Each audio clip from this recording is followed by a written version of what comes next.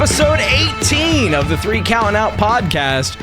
Today, we have a lot to talk about. We've already started talking about it a little bit before we started hitting record, so it's just kind of like a just snap, go. We're going right into it. My name is Era V1. Gentlemen, we got King of the Ring going on.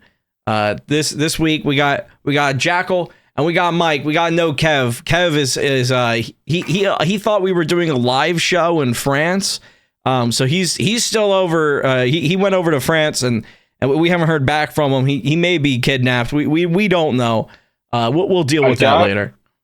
I got a text message that just said, "Oh my God, all the cheese," and then it was just ... and I haven't heard since. So I don't know.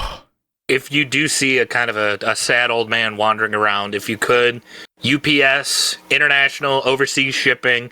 You know, we have the return address, I think, stitched into the back of his boxers. Yeah, he's just microchipped. Give it a quick little look there. He's microchipped. If you take him to a vet, they'll help you get him back. Yeah. He's toilet trained. You know, if you can't get there the night of, if you want to keep him. Yeah, mostly. Most kind of toilet trained. Sometimes he gets scared if he's left alone. He gets spooked. There's no use in crying over spilled milk, but there is use crying over my spilled Baja Blast from earlier today. Hi, I'm Jackal.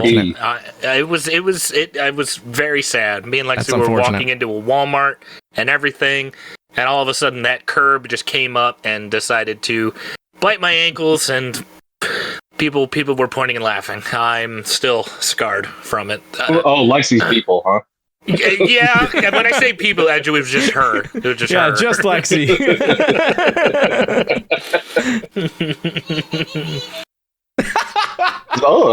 It's like it just happened. I can hear her laughing in the background. I'm happy to be here. Well, you should be happy to be here because we had a pretty damn good pay-per-view in France that happened in WWE Backlash. And like I said, this week, King of the Ring and Queen of the Ring have started. And at the very least, King of the Ring seems to matter because it's Triple H's excuse to put on banger matches. So you should be excited to be here because we got a lot to talk about today. Ain't that the truth, baby? All hail our former king and queen who are relinquishing the crown to the next of royalty to step up. All hail King Woods and Queen Zelina. Jesus Lord, those were the last queens, but that feels like forever ago in wrestling terms at this point. Like that to me is a lifetime ago.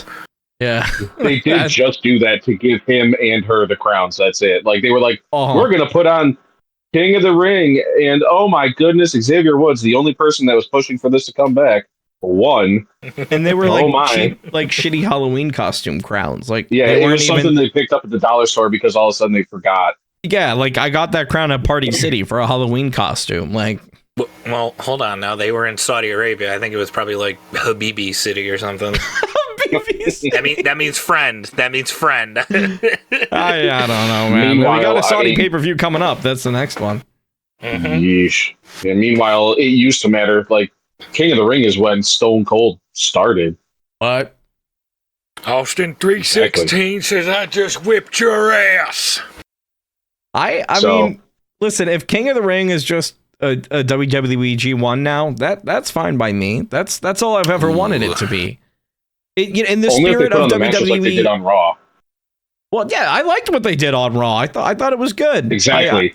Yeah, like that's great. That's what I want. That's a tournament. This is what I in the spirit of WWE listens to our podcast. I've said multiple times before that WWE needs to do a good tournament. They brought it back. I like it. I can't complain. I'm a fan. I thought we got some bangers. Any excuse of Gunther versus Sheamus.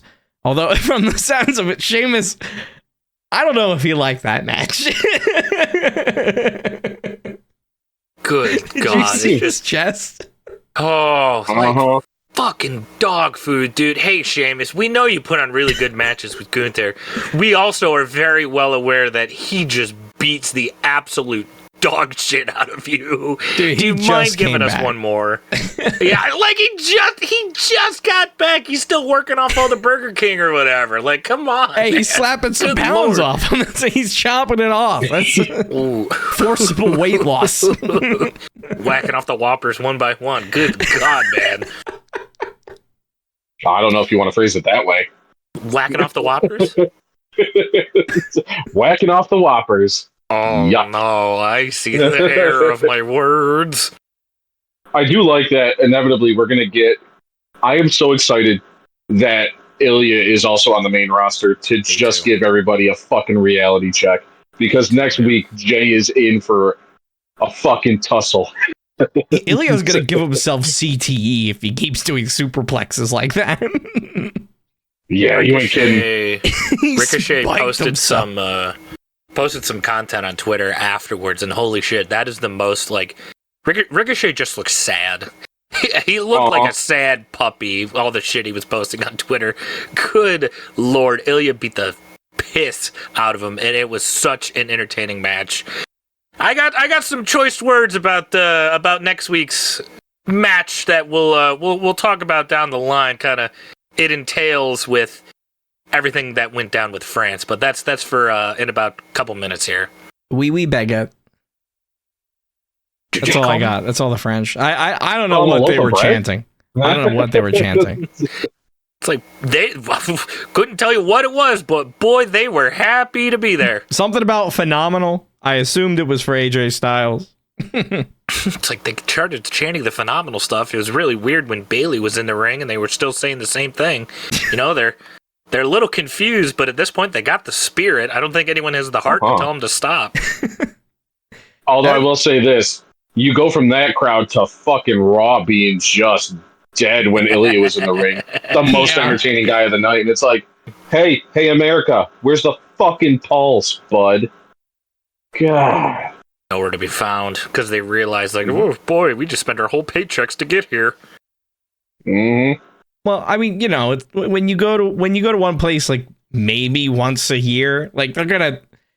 I always hated like some of the shows that I felt like. I feel like sometimes when they do these international shows, they make them weaker cards because they know that people are gonna like them no matter what. But like, I don't know, man. This one didn't feel like that. I mean, it was an amazing crowd, and they were definitely just rabid for whatever WWE gave them. I mean, they sat through that, quite frankly, shit refereeing in the women's tag match. But like, that entire card was just stacked. It's really good. So very, good. very, very good on paper.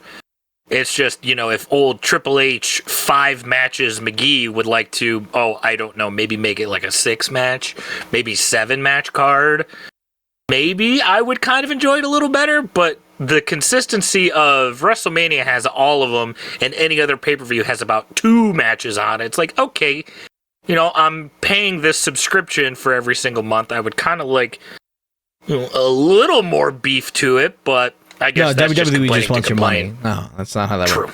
True. Sorry. I forgot. My bad. They just want the largest gate ever. That's all. Oh, fuck's sake. Tonight had the largest gate ever set. This is the biggest Backlash. This is the biggest SmackDown. This is the biggest WrestleMania, the biggest Raw, the biggest pay-per-view to ever be held in France on a Sunday when the moon is at 45 degrees. I was talking about this with FGK. I get that wrestling's in a boom period right now, but when every single show you do is a record-breaking show, it doesn't really feel like those records are very important that much. No. Yeah, it kind of makes like, I mean, it sounds like somebody's lying. Right? Yeah, it kind of makes everything else feel a lot smaller. Like, yeah. And then like you look at like what fucking WWE is doing in France, and you go, ooh, okay, I'm interested to see what's gonna happen when AEW is back over there for All In, when they're back over in Wembley again. It's like, ooh, I wonder if they're gonna pack them back into Wembley, or if we're gonna be dealing with another 3,000 people. might be getting the concourse outside of Wembley at this point with AEW. It's just I feel like a bad person kind of saying it like this, but just everything they're starting to do the NFL thing now, where me and Kevin again sort of reference this. Have you been watching those NFL games? Say, for example, the Eagles we'll go with, and they'll all of a sudden find a stat that's like, Jalen Hurts is the first quarterback to get 2 touchdowns, 3 running yards, and kick a field goal all before 5 minutes left in the first quarter since Tom Brady did it in 2001. It's like, what kind of fucking stat line is that? You're just pulling that out of your ass just to say that, oh my God, Jalen Hurts is a record breaker. Oh my God, we broke another gate for fucking SmackDown or Raw. I don't know. It's getting a little old at this point. I mean, I'm happy that wrestling's in a boom period. It's just, if every show is a record breaking show, it's just not that special to me anymore. Yeah, exactly. Yeah, I think it's cool that they're breaking all of those records, but it's like, okay, cool. Like, yeah. So just everything's really, really, really, really, really good. So like, why are like my favorite wrestlers like still getting cut for budgets, and why, like why are we not like fucking like blowing the roof off of these like arenas with pyro anymore? And like why, like. How long has it been since the last Hell in a Cell match? They always complained about how expensive that was. Mania 39, Edge Balor? Right? Oh, the one where Balor had a busted ankle. Oh, and he also got busted in his fucking head with a ladder. He got stapled back up. He got stapled back up in the match. So hopefully that shit starts to change if they're bragging about how much money they're making and then really not using it and just lining their pockets. It's kind of stupid, but whatever. Well, hopefully the things that aren't stupid is that French crowd that we were dealing with. Well, they were a little bit stupid because, like FGK pointed out on SmackDown, they were counting the 1, 2, 3 quite a bit when there was still a 2 count every single time. He heard them going, un, deux, trois. You know what they were saying, though, right? No, actually, no clue. I guess French commentary, they have like catchphrases, kind of like how some of American commentators try to have catchphrases. Like, Michael Cole's always like vintage, whatever, like that same thing. My. So one of the commentators, I guess, it translates. He says 1, 2, and then like they kick out, and he goes simply 2. Like just simply a 2 count. And I guess that's what they were saying. Like, I guess that's how that translates. They weren't counting 1, 2, 3. But I guess it's like a well-known French commentary thing that I've never heard of it, but I also can't say I'm seeking out French WWE commentary. So this very well could be over my head. I'm just going off of Twitter. I don't speak French, so I have no fucking clue what they were saying. Nor do I plan on it at this point. But regardless, that's still pretty cool that like that's their thing that they're doing. A catchphrase that's sort of like, yeah, it's a French thing, it's our thing. We're gonna do it so that the world hears it. Da da da da da da da da. And boy, oh boy, the world sure heard them on that pay-per-view because. Oh, yeah. I think my favorite shot out of everything, and this, of course, is at the end of the pay-per-view. We'll get to it at one point.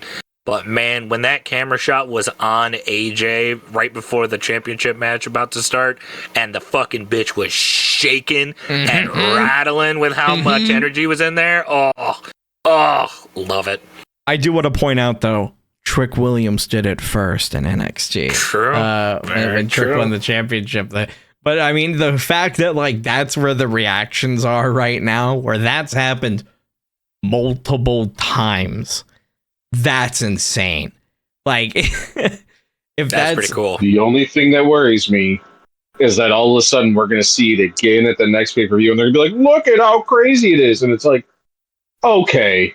Well, yeah. Now I get it. It comes from people jumping up and down. So I think as long as the crowd is moving and we see that camera movement, that's fine. But like as soon as the crowd is like excited but not jumping up and down and the camera's moving up and down, then I'm going to start asking some questions when it's the camera guy doing it. But I mean, Look, if it keeps happening, insane. if it Sir, keeps there's happening, nobody in the stadium. What are you doing? Yeah, if it was COVID times and I have a lot of questions, but like, I think as long as it's actually happening, if it happens every pay-per-view, as long as it's actually happening every pay-per-view, then fine. I think that's cool.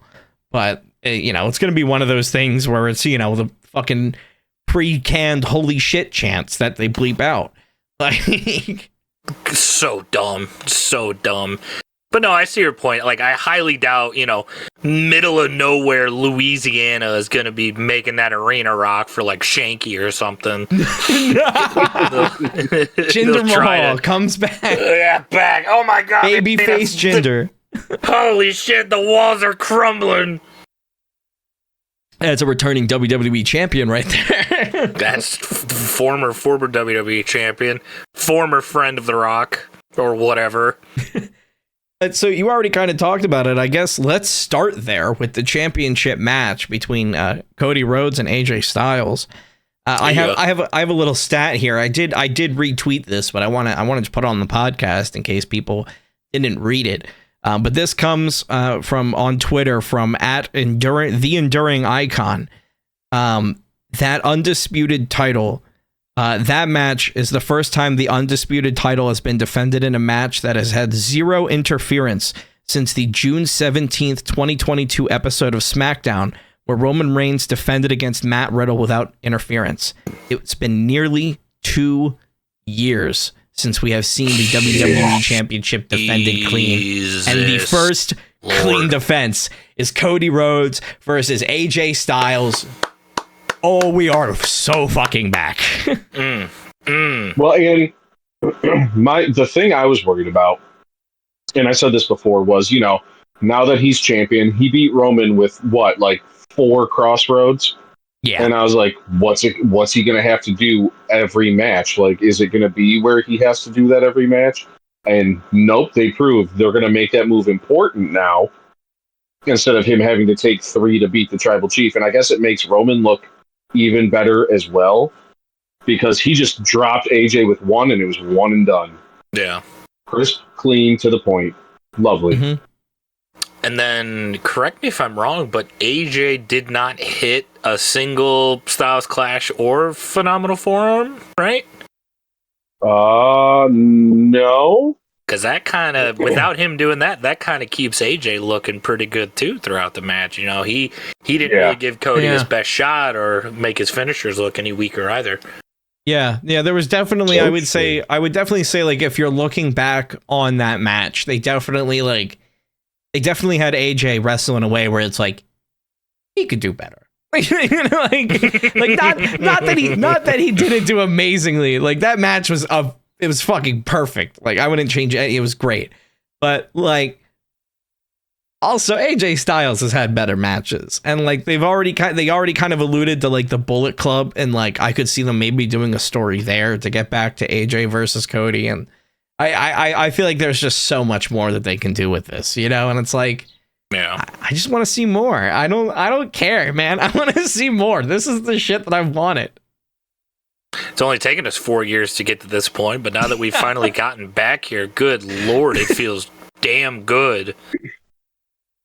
Well, I like that AJ isn't afraid to say that he's older now, and he's like, listen, there are moves I can't do anymore. He's like, so I'm changing my moveset. So we're getting like a whole new AJ than peak AJ Styles. We're getting a guy with a different moveset. And makes for some interesting matches. Well, yeah, they need to fix that again. I'm sorry. For the 987th time.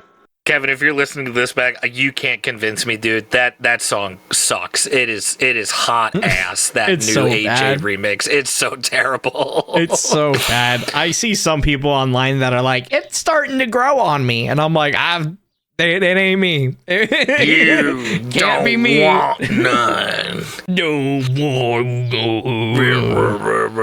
Yeah, he's changing his moveset around. He fucking whips out a burning hammer in the middle of the goddamn match, dude. That popped me real hard. And then of course Cody does the fucking Ultimate Warrior kick out at one.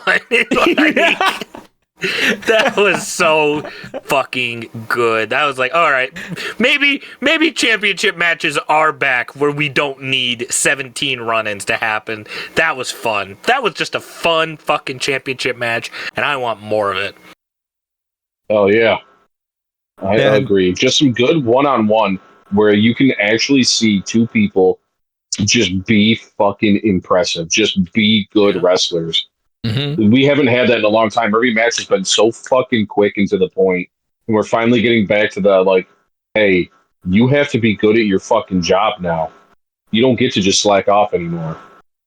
Finally. Like, don't get me wrong. I love the fact that a lot of these championship matches were, had bloodline story tie-ins, and I enjoy the fact that all of these were like heavy story based. Because I, as a filmmaker, whatever label you want to throw on me, I love story.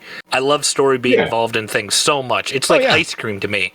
But you can't have ice cream for dinner for 4 years in a row without continuing to, kind of get an upset tummy after a while. It's nice to change and break things up and mix it up. And I think this is what it's going to be moving forward. And I'm so fucking excited for it. Mm-hmm.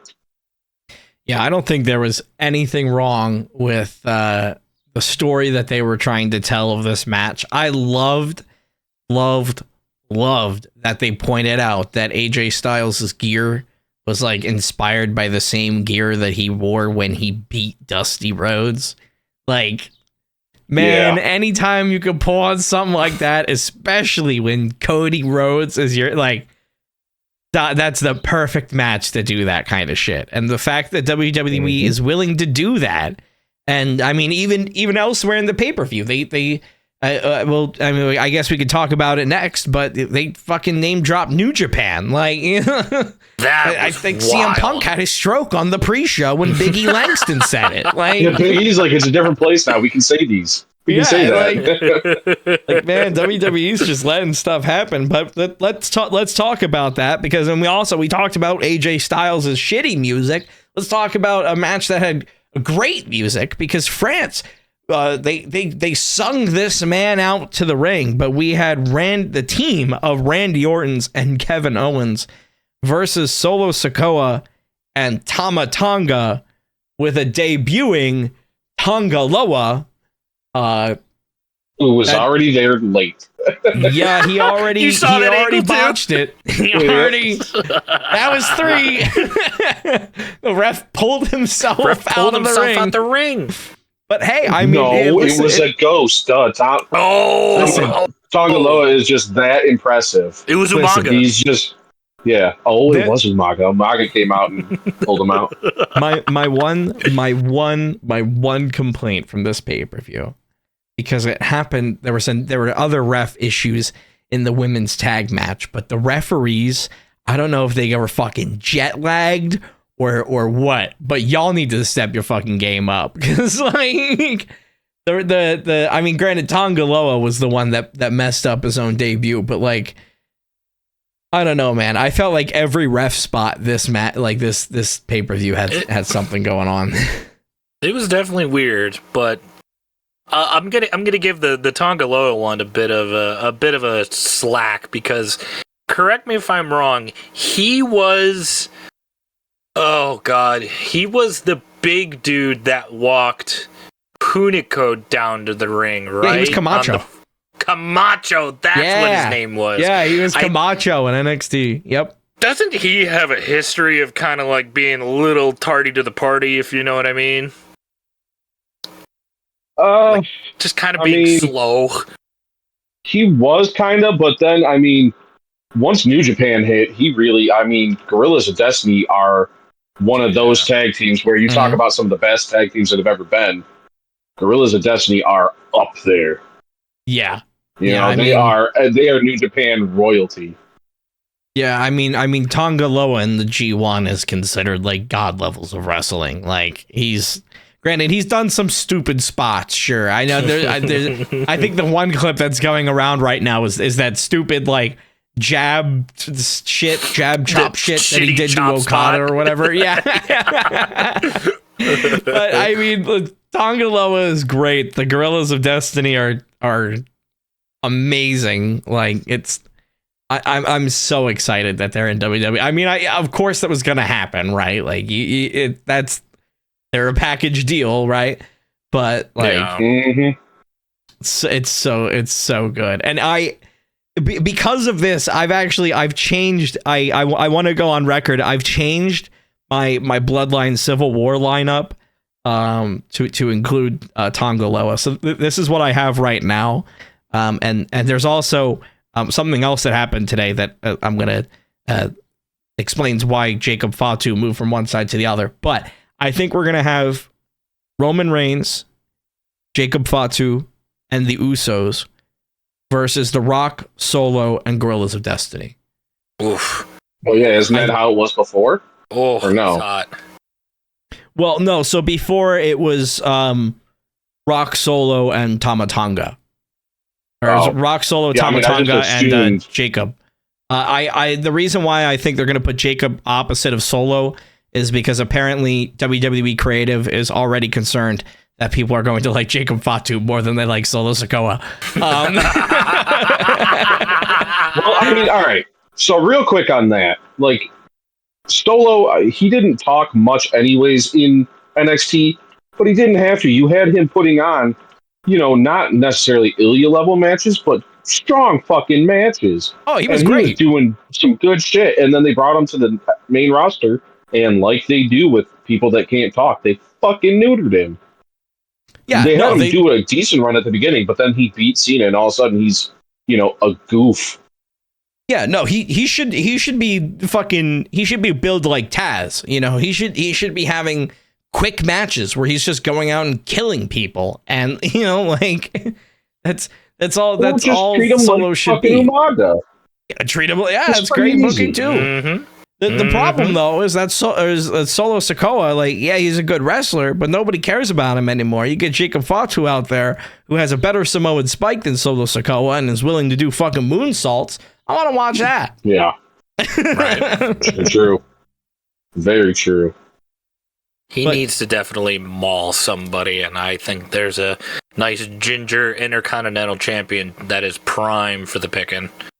Well, yeah, because it doesn't seem like they're ever going to let Chad Gable win it. That's never going to happen. Because now he's in a triple threat against Sami Zayn and Bronson Reed, but they're in Saudi Arabia, so there's no way in hell Sami Zayn's going to lose. Jesus Lord. Right. Like, God, I want him to have the gold so bad. So badly. He's so good. But he's on his Perk Angle age. He's so good, dude. Ugh. Well, thankfully, there's more titles for him to go after, like another match that was on the card. Well, hold on, let me get the match. Oh, you're talking about Damian Priest versus Elite City? Yeah. Jey Uso, Damian Priest versus Jey Uso. That works. Yeah. That works. Yeah. Yeet City, bitch. I will say, Jey Uso. Did you guys see the clip of his fucking entrance? That looks cool as shit. Hell yeah. Everybody with their fucking flashlights on. And he even went on Twitter and he was like, yo, my homie Bray Wyatt's out there with me. He was all about it, which is even better because that means that's just permission to keep doing it. And it looked so cool with everybody going up and down at once. Oh my God. He's I don't understand why I guess there's probably some reason why Logan Paul is still the US champion, but I feel like Jey Uso should have had that title a long time ago. You can say that again, man. It is so smart from the French people to figure out, it's like, hey, we should probably use our flashlights for this so that you can actually see people on the top, like the upper bowl of the stadium, they can actually contribute to the fucking entrance to be like, yo, that was me. That's all the way up there. Actually, whoa, it's pretty cool. It was a sight to see. Granted, fully biased. I still think Detroit did it best, but that's just me. Full bias. Well, I think Detroit was kind of the first takeoff of that, right? Like, true. Detroit was the place where it got official big. That's where it fucking originated. That's where it started. I mean, because that was his first. That was his first, like main event match, 1-on-1 in front of people. Because I know he had all the stuff in quarantine, but that's before he got that aura. That was before he became main event Jay, baby. True. Very true. Yeah, it's insane right now. And we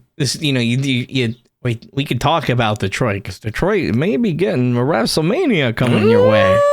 It's true. Man, I hope so. I'll believe that when I see it. I hope so for you guys, because WrestleMania 40 was insane. And if you guys, I guess they're talking about 42 being out there at this point, because 41's in Vegas. I don't know why they didn't get the Sphere, but maybe it was too much money. I don't know, but that would have been awesome. But like, I hope you guys get to go to that if it happens, because like that's gonna be insane, especially if stuff keeps going on the trajectory that it's going now. Like, who knows how big this shit's gonna be in 2 years? I think it's going to be not 2 years. I think it's going to be 3 years, because I saw the tweet. Oh. It was for the 40th anniversary of WrestleMania 3 and the 20th anniversary of WrestleMania 23. So we got to take the threes under our belt. Okay. All right. You guys are the threes. That will actually be kind of special for me, because the only WrestleMania I've been to was WrestleMania 33. So that'll sort of be the 10-year anniversary of me and Kevin going to WrestleMania as well. I fucking hope it does. I understand people on Twitter are like, oh, we wanted to go to London. Oh, we wanted to go overseas. Oh, we wanted somewhere in Europe. It's like, it's not... I get it. At least you guys would sing, do your soccer chants, be as loud as humanly possible. But that's not why WWE want to go over there. They're a big old corporation now. Vince is gone. We know this for a fact now. They're going to follow the money. They are 100% going to follow the money. And if Detroit puts in a bigger amount of money than whatever city over in Europe does, guess what? They're going to Detroit, because the money is what talks, not soccer chants, unfortunately. And what did Detroit just do? Have almost 1 million people there over the course of a weekend for the fucking NFL draft. Yeah, they showed they can host it, is what they did. Oh, yeah. Hard to say that money won't come out of Detroit, right? You can say that again. So I'm 100% for it. I just hopefully by that point, because it's going to be WrestleMania 43, and it feels so weird to talk about, because I'm sure it's even weirder for you, Mike. But like, I started watching wrestling around WrestleMania 27. And just sitting back and think. I said, what'd you say? No, Grandpa, I said WrestleMania 27. I would like pudding, yeah. Just seeing how much the landscape has changed since I started watching. It's just, so cool to think about. And hopefully, if we keep doing this and the 3 Count and Out podcast keeps growing, who knows? Maybe we'll get a little table on Radio Row or something, setting up next to fellow friend of the program, Pat McAfee. Now that's a goal. I suppose I'd be okay with that. Yeah, me too. Me too. I guess if we are famous, I guess I'll go to WrestleMania. If we have to. I guess. God, I guess if I'm doing this as a job, I'll go. You're forcing my hand, but sure. Speaking of forcing hands, WWE forced the hand already, because the only new champions of the night, the women's tag championship, kind of messy during the match, but Bianca Belair and Jade Cargill.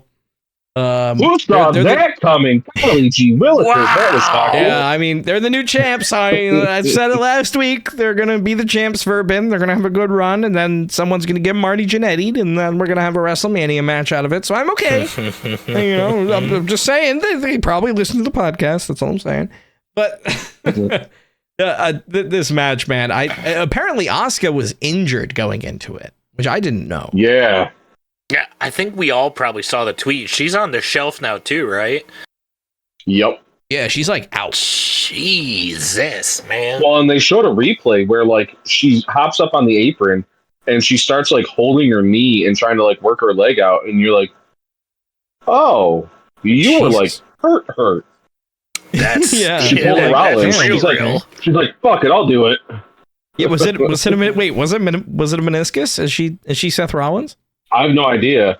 I just saw like all of a sudden she was holding her knee while she was on the apron, and I was like, that's interesting. Ouch. Ouchie, my knee. Ouch. I think we all knew that this was going to be the outcome of the match. Granted, it wasn't as perfect as we would have liked, but I think putting Jade in the platform of the tag division first kind of does help her out in a way to help her get adjusted to the WWE style of doing things, putting her with someone like Bianca, who she can travel with, who she can learn from and do everything with, and get to work with a lot more women in the company instead of just jumping, feet first into the deep end with Rhea Ripley and hoping for the best. She can kind of build her way up through everything and be like, okay, this is how we do it. I can kind of get the travel schedule a little bit easier, this, that. And I think the most important thing on the opposite end of all of this, it is going to 1,000% elevate the women's tag titles to a spot that it has not been in quite some time, if not forever at this point, because good gravy, I could not tell you the last time I was actively excited to see women's tag wrestling. But now that Bianca and Jade had taken over, I am firmly in the boat of getting ready to enjoy some good old fashioned women's wrestling now. Yeah, I mean, that entire match was just made for like the Jade Cargill showcase, it was great, big time. Like it was so good. I'm really excited. I hope that the women's tag division actually becomes something that WWE cares about now. And ultimately, yes, it's gonna lead to the split, and they're gonna have a WrestleMania match out of it. But like that WrestleMania match is gonna be amazing. Like, we see exactly where this is going, but it's not like it's bad, No, especially if we get heel Jade out of this. Heel Jade is better than good guy Jade. So I'm all for it. I think this match was predictable, but in a good way.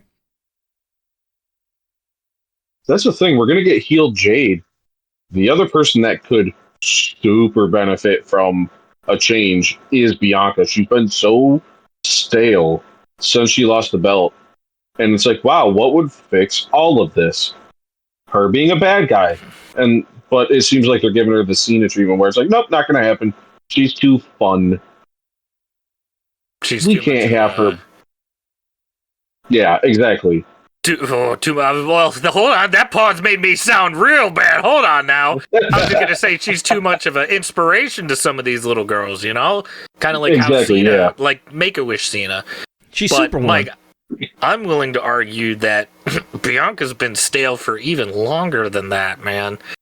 The whole stint from, like 37 to 38, once she beat Sasha in the main event of 37, it's like, oh, whoa, holy shit, all right, this is so cool, this is so awesome. But then you got to, by the time she was able to fight Becky at 38, is like, just such an entirely different vibe, and I just don't think it worked anymore, in my opinion.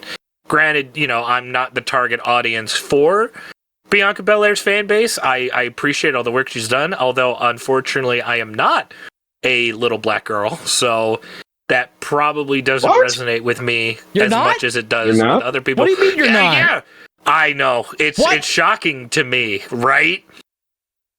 So I know who this is for, and I'm very well aware that it's not for me. However, I'm still here consuming the content just as much as they are. And I like Bianca. I do. I saw her on College Game Day. She was a fucking treat looking up there talking about college football and everything. It was awesome. But, woof, her on-screen character...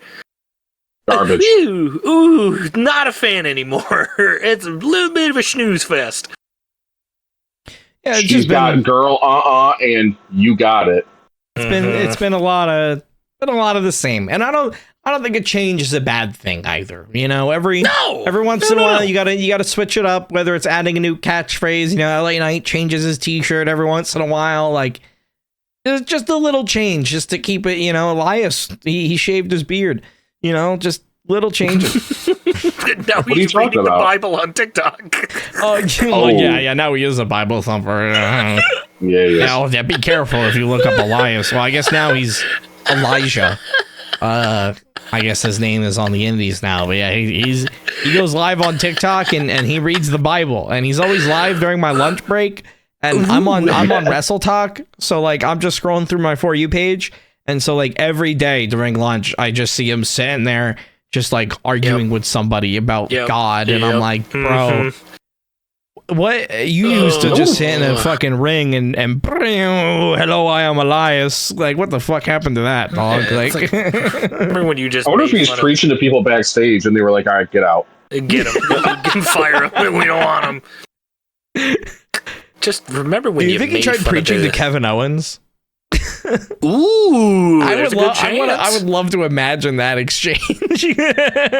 That would be fucking amazing. Somebody yesterday tried to. I was at Walmart and I was getting. This is completely off topic. I was getting groceries yesterday and I was loading them into my car, and somebody walked up to me, and I was wearing my WrestleMania 40 shirt at the time, so I don't know if they saw that and thought it was something else or whatever. It's the WrestleMania 40 ECW shirt. I don't know if they saw that and thought it was something else, or if I just maybe have this energy. But they walked up to me and they were like, "Excuse me," and they were like these two girls, and I looked at them and I was like, yes, thinking like they were gonna try to sell me something, and they were like, "Have you ever thought about going to church?" I was just like, excuse me? I was like, I'm gonna need you to walk away. And they were like, leave me alone. And they left. And I was like, that's just what I imagined. Like Elias backstage is like, he's just walking up. Man, did you know I'm a Satanist? Ooh, that'll really catch him off guard. So I don't know if I just have that energy to me or what, but I mean, they wanted me to go to church, but I imagine that's, I imagine it's probably a lot of the same. But I think he tried to make the Seattle Supersonics go to church, and we all saw what happened after that. For reference, that's the arena where him and Kevin Owens got booed out of the building. For context, for those listeners who are uninformed, sorry, autisming real hard today. Big time. It's bad.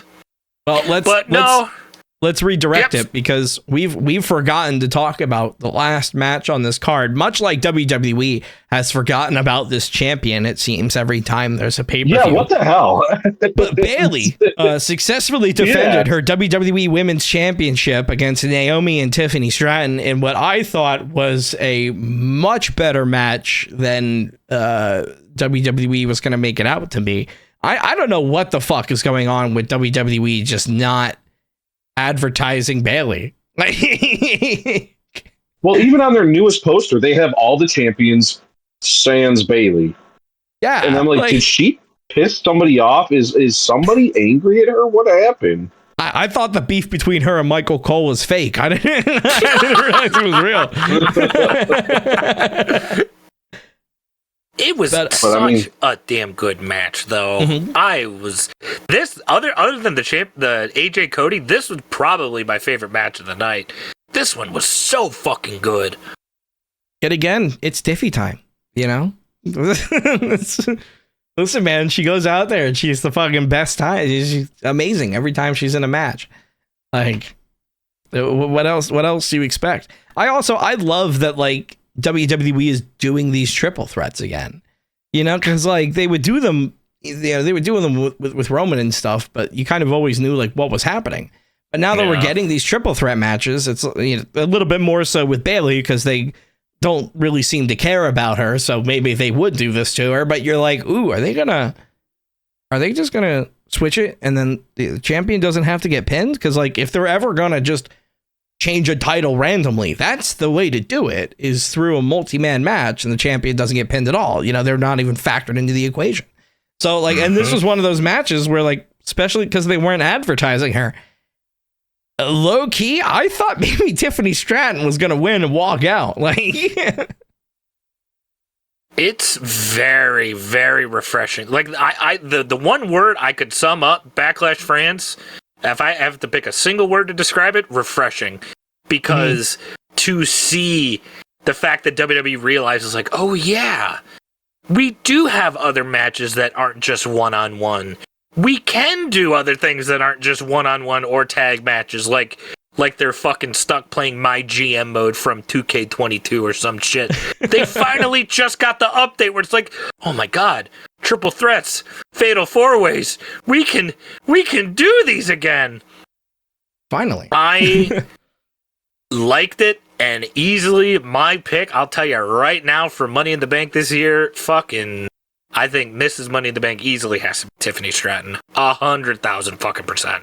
Because man, her fucking showing in this, big fan. Did not follow her much in the early days of Tiffy time, but now that I'm here, I don't ever want to leave. Give her back her Barbie theme, please. Yeah, that was the best. I don't like this. Shit. I don't like this theme that they have for her now. But apparently she wanted the theme changed, so I guess. Different. But I don't. Yeah, if she wants it, that's fine. I don't know, man. Tiffany Stratton in NXT with the Barbie theming, that was when it all started to click, you know, because before she was always, you know, she's always been super athletic and she's always been super good and she's always been Tiffany Stratton. But like once she had that kind of like Barbie aesthetic, I guess it kind of pulled it all together. And I feel like she just needs that. But that's the only thing I would change. Like I agree with you. She can easily have a Money in the Bank win. I'd love to see her do a moonsault off a ladder. I think she could do a really cool spot there. Oh yeah, dude, her moonsault's amazing. I mean, I guess she's a gymnast, so you know that would make a lot of sense now that I think about it. But the other one that we're not really given enough credit for, the French people love Naomi. Oh yeah, holy shit, she seemed like a superstar in France. Yeah, her and Baron Corbin, I guess, are over in France. You know what? Whatever works, right? Absolutely. Those two, I would have never have fucking guessed that would have been the case. But after hearing, you know, the French people, they sang along with Randy Orton. But once they started singing along with Naomi's song or like chanting along with her intro, whatever you want to call it, I was like, okay, I'm kind of fucking feeling it now. I'm invested into this match. Let's go. Yeah, and I think Naomi is always like, she's always been good, right? Like she's always been good. You can put her in a match and she's gonna do great. Like she's just solid all around, and like there's no like she's got the look, right? Like she's, you know, her gimmick of being glow and everything being bright, like it's fun to look at, you know, like it's hard to watch a Naomi match and just not have fun watching it, you know, it's like even she's in the ring having fun, like that's the vibe. And like you put her in a match, you put Tiffany Stratton in a match, you put your WWE Women's Champion in a match, it's gonna be amazing. Like why not? I honestly, I don't get what WWE has against Bayley. I really don't get it. I thought when they put the championship behind her that they were actually gonna like care about her. But if anything, this just kind of makes the WWE Women's Championship just seem like nothing. I feel like Io had more of a spotlight on her than Bayley does, and Bayley's one of the 4 horsewomen. Mm-hmm. Well, and arguably puts on some of the better matches than the other 4 horsewomen. Yeah. Yeah. Like, she's been staying healthy longer than the other 3. That's for damn sure. So fucking consistent. Ever to since the other 3, pretty good at staying healthy, but Becky's pretty good at staying healthy. No, I meant just Becky. Charlotte and Sasha are made of paper. But yeah, Becky's pretty good at staying healthy. She just had a kid who was out for a bit. That's all. Yeah, understandable. Yeah. And even then, now she just brings her kid with her. She's like, "Fuck you, we're gonna go wrestle. Come on, let's go, come on, mama." But I don't get what they have against her, man. Like, it feels weird to have, like, especially because I've always looked at the WWE championships as like almost like their TV titles, because they really don't have a TV title in WWE.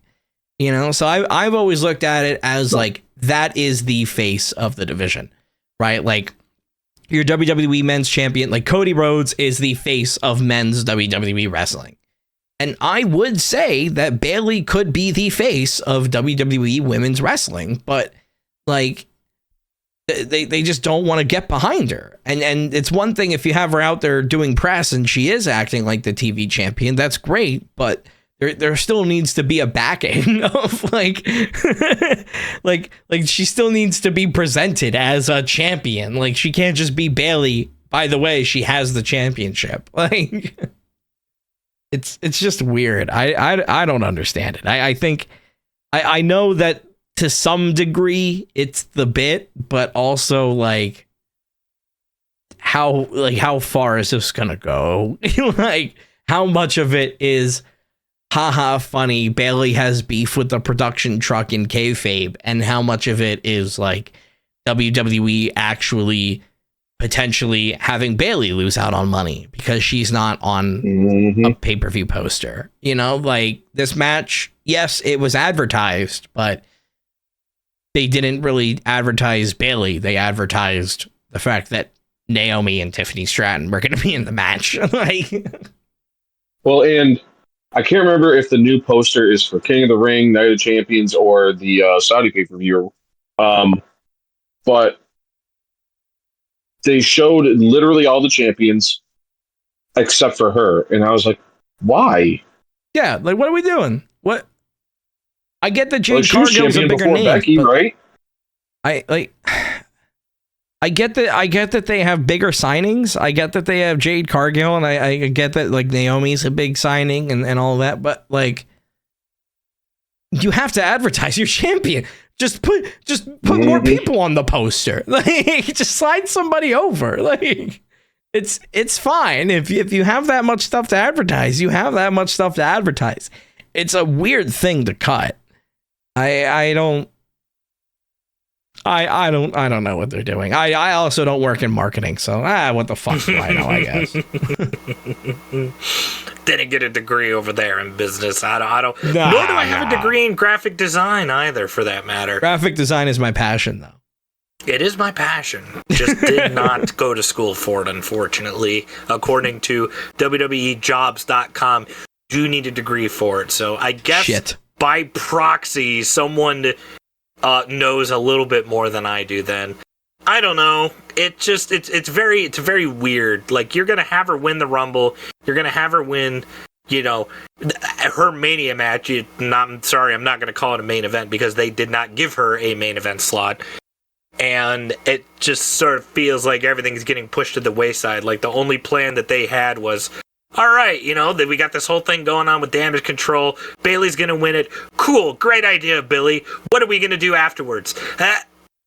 The only creative that they've had for Bayley is giving her an Egyptian entrance. I didn't think that far ahead. Oh, no. But I don't think they thought she'd get this far. They're like, fuck, what do we do now? I've said this thing about some things in the past about WWE that it doesn't make sense now, and just gotta wait and see, I guess. But who knows what the future will hold? And right now, the future is looking towards Saudi Arabia at they're calling it just King of the Ring pay-per-view, right? Yeah, King and Queen of the Ring. King and Queen of the Ring, because we've covered all the Backlash matches, correct? Yeah. So that's Backlash. So the next pay-per-view is, I think, May 20 or April 20. What month is it? May 20 something. It's at the end of the month. But it's a Saudi pay-per-view, and I mean, we'll probably get some good matches just because it will be the finals of King and Queen of the Ring. So, but we'll talk about them when we get there. But what I do want to talk about, because we've had it running for a little bit. We haven't really talked about it too much, but I do want to bring this to the attention because it's starting to get some action. But over on Spotify, we have a Q&A, and we also have the same Q&A running over on YouTube. On Spotify, it's like an actual Q&A bubble. You have to be on your phone to see it, but you can submit your questions and we'll answer them. And on YouTube, you can just leave a comment, because quite frankly, not that I'm saying that we don't have people listening. We do have returning audiences. It's just we're a smaller podcast. We don't really get that many comments, so we might as well just read them out on air if there's not really that many coming in, because they're important, and I like engagement. So today, we have a question coming from YouTube, coming from at Zaka-XI4EW. They came over from Jackal's Twitch community, so thank you so much, twitch.tv/JackalJoker. Check them out.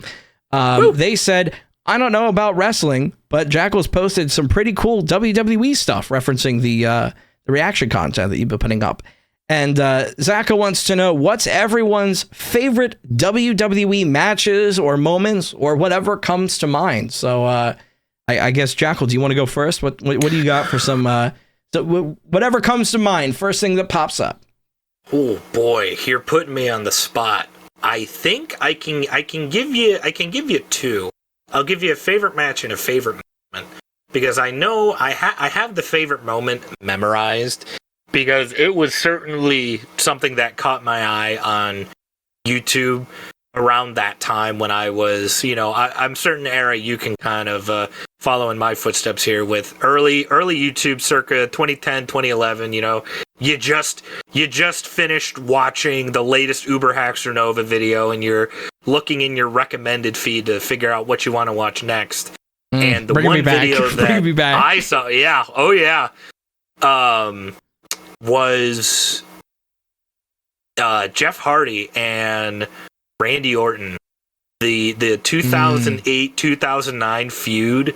I just saw the one clip of Jeff giving Orton a swanton bomb on top of like the whatever stanchion it was, like whatever girder, whatever you want to call it, like the thing on the side of the stage, basically, when he was just so high up in the air, and seeing that as younger Jackal was just so mind-bending to me, to see a human be that high up in the air to only come crashing down on top of another human. I was like, this can't be real. Like, what did I just see? What was this OMG moment in front of my eyes? Is that what turned you on to wrestling? Is that like the first thing that you saw, or? I think I was, I want to say that was one of the first. It was definitely one of the first. I don't remember the first, unlike FGK. For sake of conversation, I'll say that it was, yes. And that sort of led me down the rabbit hole. Early days, all of Jeff Hardy's moments that he's had in the early 2000s, late 90s WWE, and one thing led to another, and here we are. So I'll say for a moment, my favorite one has to be Jeff giving Orton a swanton bomb up on top of that giant piece of the stage. But as far as a match goes, I tried to stall long enough so I can think of one. The thing is, with the matches, it is so hard to think of one, because like we just talked about, WrestleMania 40 just happened. Wrestling's been going on for 40 years, so there is longer than that. It's been even longer than Wrestling's that. Wrestling's happened a lot longer than WrestleMania has been around. Well, how about this? What are some matches off the top of your head that you think people should watch? I'm not even necessarily your favorite match, but like matches that you watch them and you go, if you haven't watched wrestling, go fucking watch that. You want to know why I like it? Go watch that. Ooh. Oh, so like someone's just trying to get into wrestling, like Zach. Like, didn't he comment say it's like I don't watch, I haven't watched. Yeah, WWE, they said they don't. But it's they don't really know much about wrestling, but you've posted some cool stuff. Like because there were two prime examples last night, right? There were two matches that if somebody was watching, I think they'd have been like, "You're telling me this is like they planned this," and you're like, "Kinda." Because at the end of Ricochet Ilya, I mean, it looked like they had a fucking war. And same with Gunther Sheamus. Yeah, those are two. And great after both those matches, you're spent because of what they did. Yeah, and that is like the prime example of like pro wrestling as like art. Like if I know it sounds like pretentious to describe it like that sometimes, but like, if you're going to describe it like that, if you're going to describe it as like a ballet or like those are the matches where you look at that and you're like, holy shit. Because like good pro wrestling, everything means something. And so, like, that's the case for those matches. Like, it's insane. Let's see. I think I figured it out now. So I'll give you one from each era. I think if you want something current, something from today's day and age, I think a match that is heavy hitting, hard pounding, just a bunch of big beefy bastards beating the shit out of each other. I think you got to look at Drew, Sheamus, Gunther, 39. Yeah. I feel like last year that stole the fucking show. Like, with excluding Cody Roman and the Bloodline and all that story, I feel like that match kind of stole the fucking spotlight from everything. Let's see. You want a match from the 20... And let me go to WrestleMania 28. End of an era match. Triple H, Undertaker, Hell in a Cell, HBK, special guest referee. I think that's a good... You combine the physicality of wrestling with the actual storytelling. It's so overplayed and over the top of Shawn, like, in tears in the corner after he super kicked him into the pedigree. But my God, just knowing how emotional I felt at that moment, it's like... I was like, holy shit, is DX just gonna screw over The Undertaker? The Undertaker's undefeated streak is gonna be broken? Oh my God. And let's see, I'll give you one more old one. Just for, because you get the actual physicality of like a wrestling match, a match with a bit of storytelling, and then a match with just fucking extreme fucking violence. Give me the triple threat tag team TLC match. The first one. Which one? The very first TLC match. Oh yeah. Hardys versus... I agree. Edge and Christian versus the Dudleys, right? Yeah. I think that is a very good starter package for someone wanting to get into wrestling. Those are some amazing recommendations. Yeah. Oh yeah. Gonna spoil it.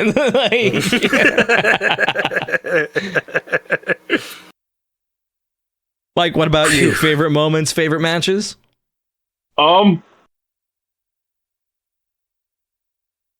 don't... Favorite moments is hard. I mean, obviously, getting to see after the whole Yes movement, and I think I'm going to name 3 right off the bat that were great moments and probably should also be watched, just because you can see the how stories should be finished and how you do give a crowd what they want. Daniel Bryan winning his gold. After all that, the eruption that happened there, the significance of Kofi Kingston winning his. Oh, Kofi Mania. Kofi Mania was fucking insane and should have lasted longer. And then Cody finishing his story, if you want to go recent. They ended that, like I had said, being the elder statesman of watching wrestling, I guess. The way they ended that match really reminded me of the late Attitude Era, early Ruthless Aggression era, where you had everybody come out swinging for the fences, using their special moves, using their finishers. Every run-in imaginable. Empty the locker room. But they did it in such a way that it looked beautiful. It was very well done. It was a cinematic masterpiece as far as WWE goes. And then, besides for those, I would say, if you want to know why people still watch NXT and why they watched it before, Adam Cole versus Ricochet. Yes. Yep. Gunther, previously Walter versus Ilya, was one of the most violent matches I've ever seen in without NXT using UK. Weapons. Yeah, that was insane. Yeah. And then if you want to go old school, two matches that don't get enough attention, and they should. Jeff Hardy versus The Undertaker in a ladder match was climb the ladder, kid, make yourself famous. Yep. That was kind of what took Jeff to the level that, and I know you love Matt Hardy, but it's what kind of kept him above Matt Hardy. Jeff Hardy is from Undertaker. Jeff Hardy is firmly above Matt Hardy. And then the thing that I think made Randy Orton's career, him against Mick Foley in the no DQ match. Ooh. Yeah, the Legend Killer. Another Backlash match. And I mean, watching Randy willfully take that bump into the thumbtacks as a kid. Ooh. So good. Yeah, Jesus. Wasn't he like 25 in that match too? Yeah, it was like his first time ever taking a bump on thumbtacks was like live on TV. Jesus Christ, man! I mean, Lord. Listen, I know there's not really much to learn when you're doing that. I get it's kind of just jump onto the thumbtacks and do it. Yeah. Just do it. I understand, but like at the same time, Jesus Christ, man. And then if you want to kind of branch out, I would say basically anything early Bullet Club in New Japan, anything Okada, TNA. I would go the early stuff, anything AJ Styles in there. Joker Sting. Pick an AJ Styles match in TNA. It's going to be fucking gold. What about AEW? AEW, I would first just watch the most recent one of Bryan versus Ospreay, right? Because that match was perfect. It's amazing. That match was so good.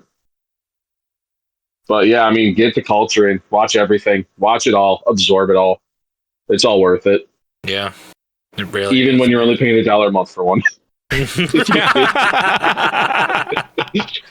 Yeah, you mentioned Mick Foley, so I think for my moments, and I'll go with one of the first moments that I watched. Like, this is one of the first things that I saw on early YouTube. This is one of the things that kind of first exposed me to like I always kind of watched wrestling, but this was the first thing that kind of like sent me down the rabbit hole.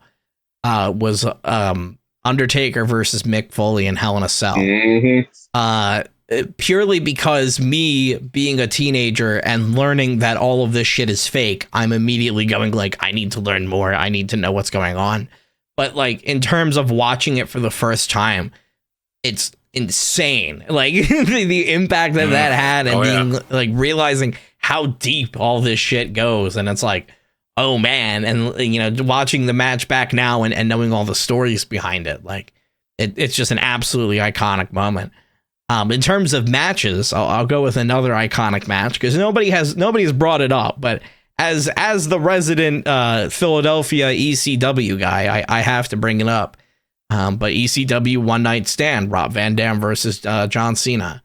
That is, if you want to know what a passionate pro wrestling crowd looks like, if you want to understand what ECW is, and you don't want to watch years and years and years of quite frankly shit and sometimes not even available TV, go watch ECW One Night Stand. All you need to know is that the crowd hates anybody that is not ECW. And like an ECW crowd is like the ideal wrestling crowd, because like, and the mindset is still there in Philly, but like they would tell you if something sucked. So like understanding that and realizing like that's the impact that people can have on pro wrestling, like it, you know, if Philly fans weren't as passionate about wrestling, I may not be as passionate about wrestling and sitting here doing the podcast. Like, One Night Stand was just so important, and especially in terms of having that memory of ECW. Like, that is, granted, that is not ECW, but if ECW has to be remembered as anything, that's the match. Plus, Rob Van Dam in 2006 was on an entirely different level. So, like he wasn't as high. He wasn't as high, but he could jump higher. Yeah, that is true. It was great. But then, if you want to look at, if you want to look at matches that are a little bit more frequent, or a little bit more recent, I should say, that are just really, really, really good matches. I would say the Undertaker's Boneyard match. That being a cinematic match, I think makes it a lot easier for a lot of people to watch. It's a really really interesting concept of kind of pro wrestling happening in the world, and it reads more like a movie, so it's just fun to watch. I like all the cinematic matches. Same with like the Broken Universe, although that, if you don't know wrestling, just skip over Broken Matt Hardy. There's a lot to unpack there. You don't need to. I've tried teaching Dandy, and she's getting confused, and so don't worry about Broken Matt Hardy. But like any of the cinematic matches are going to be great. The Boneyard match, just because the Undertaker is the fucking Undertaker, and like he's like, you want to talk about a hell of a last match. I guess more recent moments, I would definitely say like anytime the crowd gets to kind of hijack stuff. So like Mike already said it, like Daniel Bryan, Kofi Kingston, not WWE stuff. I think over in AEW, I would say go watch Bryan Danielson versus Will Ospreay. That's, We've said it once, we'll say it again. That is the best pro wrestling match that has ever happened in North America. Like that's it. So very highly recommend that. But thank you so much for the question, Zaka. It's awesome. If you guys have a question, you can go ahead and leave it in the comments section if you're on YouTube, or if you're on Spotify. You have to be on your phone, I think. But if you're on Spotify, there should be a Q&A button. It may be on the desktop version. I don't know. Spotify's weird. Don't ask me. It gives me options to turn stuff on, and I turn stuff on. If you don't want to go through the Q&A or the comments at all, you can always just go on Twitter. We're at 3countoutpod, or if you're old fashioned, shoot us an email, 3countoutpodcast@gmail.com. We'll read through some of these questions kind of as they come in, and if we get a whole bunch, maybe we'll do a whole episode. But thank you so much for that question. It's cool. Thank you, it's cool. Zach. Thank you. Thank you for listening. It's cool to know that people out there are actually listening to this, and we're not just screaming into the void. But even if we were screaming into the void, I'd still do it, I think. It lets us get our nerd out in one safe space. Yeah, that's true. Yeah. That's true.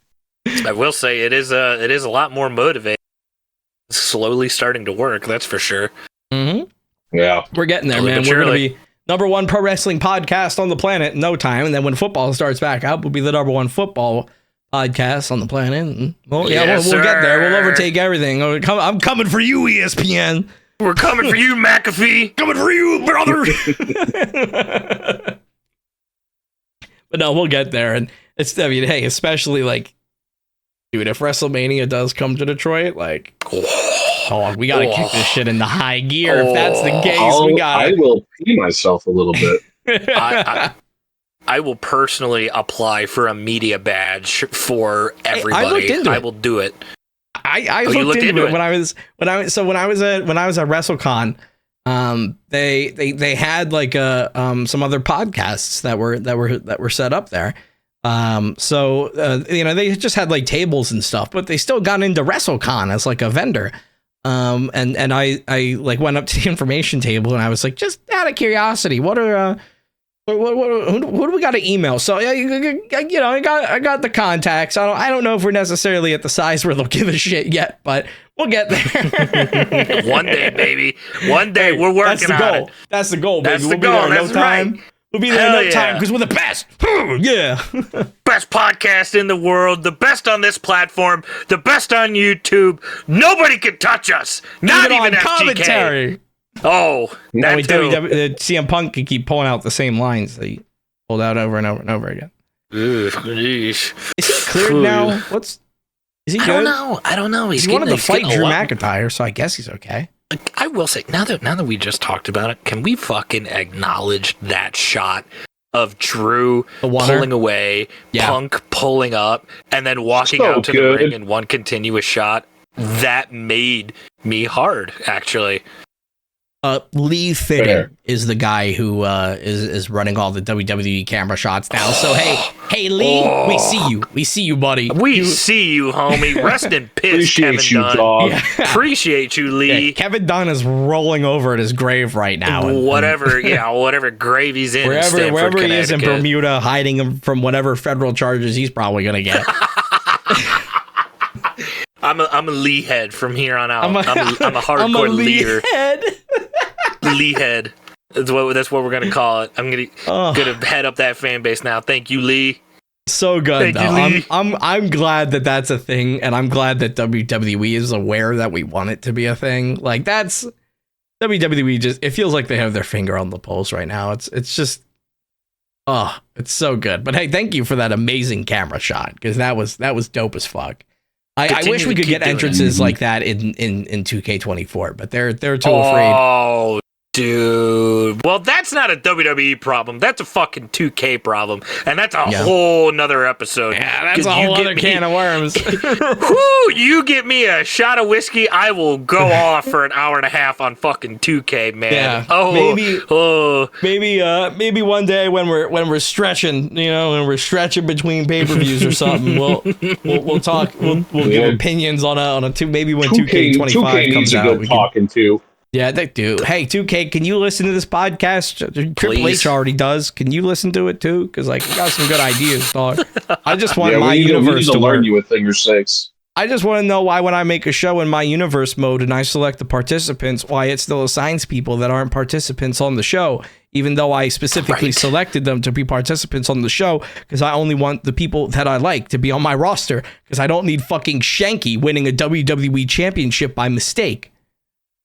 Why the fuck do I set up a whole show on a card in universe mode? I save the card, I go back out to the main menu, and half the card is there. The other half of the card is matches that include wrestlers that aren't even on my show. I'm getting ahead of myself. The Twitch is coming on. Yeah, you can tell what I was doing last night. I'm trying to give it a chance, but it's making it hard. It's making it very hard. Mods can't come quick enough. That's all I'm gonna say. I know you're on PlayStation 5, so you're shit out of luck. I'm on PC. I want to mod this bitch. So, hey, what's the status? And Dot Grix and whoever the else I fucking follow on Twitter, get on it. Come on, guys.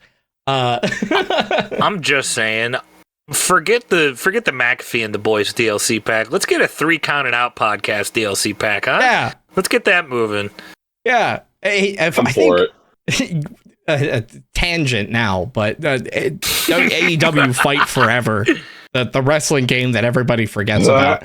Apparently today they added like 3 creator wrestlers from like other content creators. Like officially to the game? Yeah, like one of them was Chris Danger, which makes sense. Of course. But I think another, I forget who they were. I apologize. I saw it quickly on Twitter, and I'm going to be honest, I don't really watch them, so I don't know. But apparently they added like 3 or 4 people. What's up, Mike? There's one way they can get me to play AEW Fight Forever. Make the gameplay better.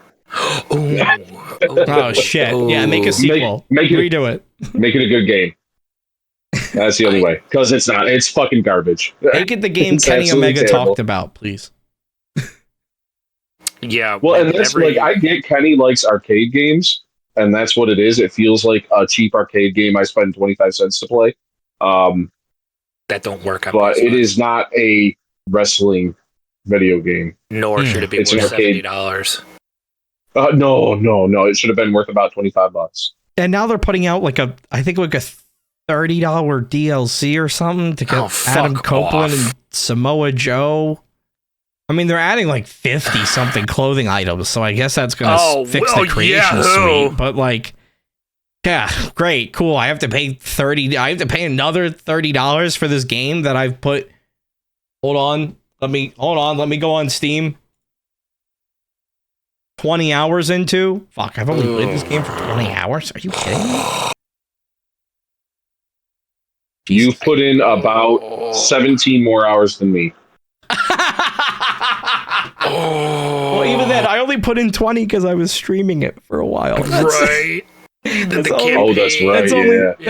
That's only 3 streams, 3 or 4 streams. And streaming a game and looking at your game, that's like a tax write-off for gameplay, is streaming it, It's like I was only doing it for content. I wasn't doing it to enjoy myself. Yeah, it's I'm just sitting there listen, those VODs are still up on my Twitch. I was not nice. I remember there was a lot of me playing that game and just going, "Oh, I took off of work for this." Oh my god! A lot of disappointment. I remember we were like, "Oh yeah, cool." That's there's going to be a battle royale thing. There's a baseball mode, and that's it. Oh. Nope. You can play the same 20 mini games. Don't worry, they keep adding more. They're not adding more wrestling content for whatever reason to the wrestling game. They're not making the wrestling good. That's for sure. Yeah, and it doesn't even play well. At least 2K, 2K has a lot of problems, but at least the gameplay is smooth. It's like the dev team heard everybody saying, "Oh my god, we want a game like No Mercy or Here Comes the Pain Again." And they took everything wrong with No Mercy and Here Comes the Pain and went, "Here you go." Yeah, they went, "Oh, okay, we'll just make this game like it's from, the early 2000s. We'll make it so that way you can't control this character no matter how hard you try." Nope, not at all. It will do everything you don't want it to do. Have fun. God bless. Good luck learning any of the combos. But yeah, honestly, Stadium Stampede is probably the biggest letdown, because that as a battle royale mode could have been so much fun. But it's just all people spamming the same uncounterable moves for an hour.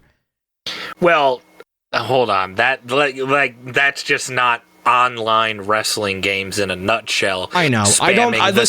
I don't play online. I don't play 2K24 online either.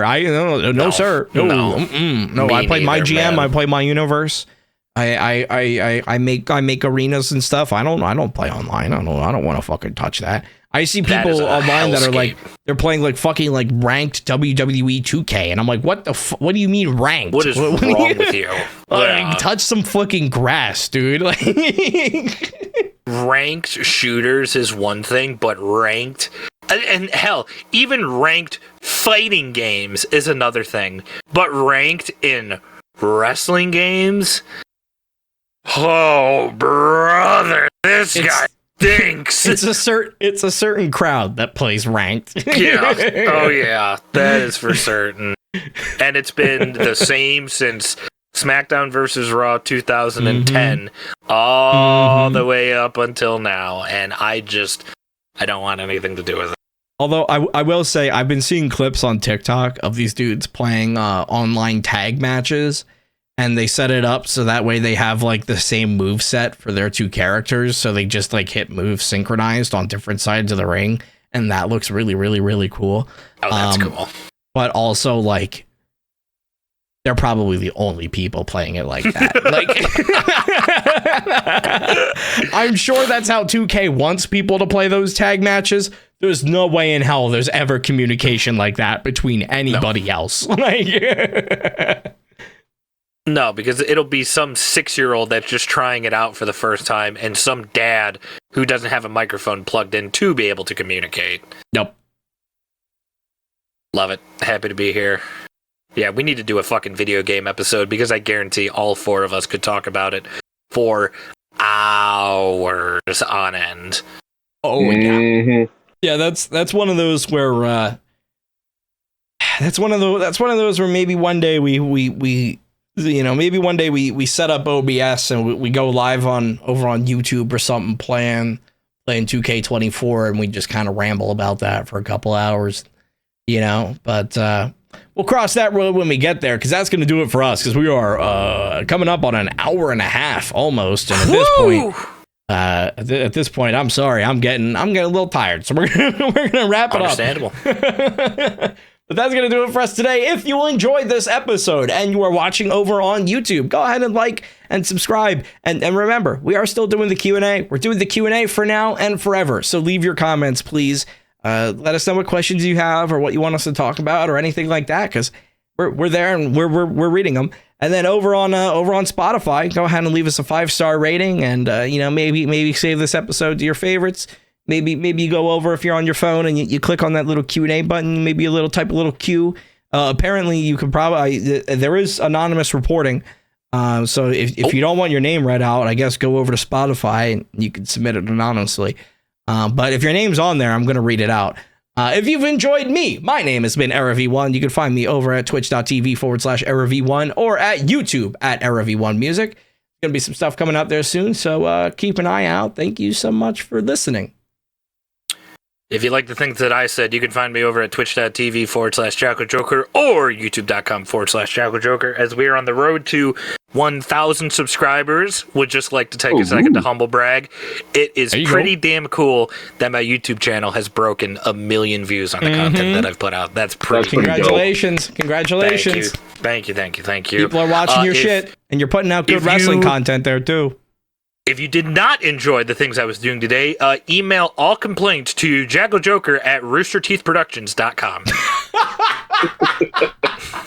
And I'm 20. Wait, they won't sue us now. Find me in their streams. Oh, no. Mike's here. Mike's actually working the drive-thru. I'm here for their stuff. And you know what?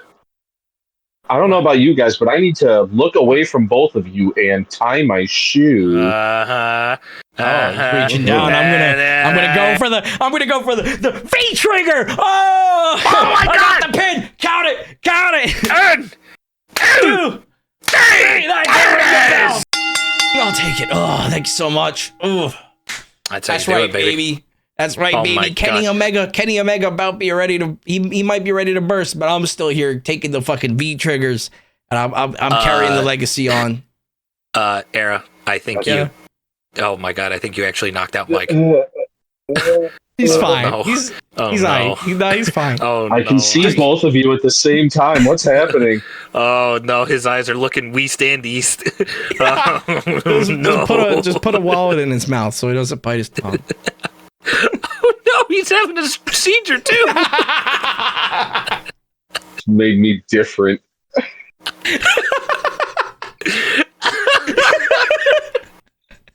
I think you knocked him out. Oh, it's okay. Just stick a wallet in his mouth. Is that a thing? Just procedures? I don't know, man. I'm not a medic. I don't know. You're conscious. Here's a wallet. Chew on that a while. Hey, my wallet's destroyed. God. If you want to chew on it, you can. I need a new one at this point. Oh, holy shit. That's funny.